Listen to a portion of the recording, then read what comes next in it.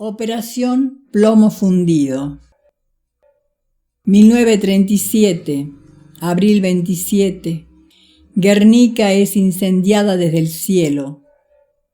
2008, diciembre 27. Se inicia en Palestina otra lluvia de fuego.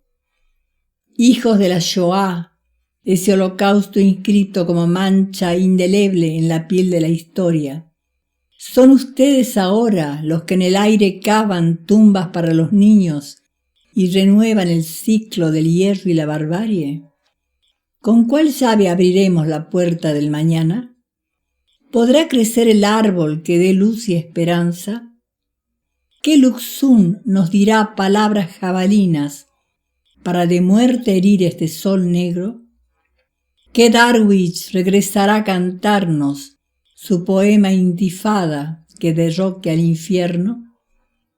El amor derrotado huye entre escombros que humean y cuerpos que apagaron su resplandor carnal.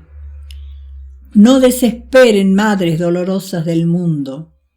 Esta épica impura se hará ardiente memoria, y el viejo topo de las catacumbas, su insomne caminar seguirá terco hasta que estalle el día de otro mundo posible.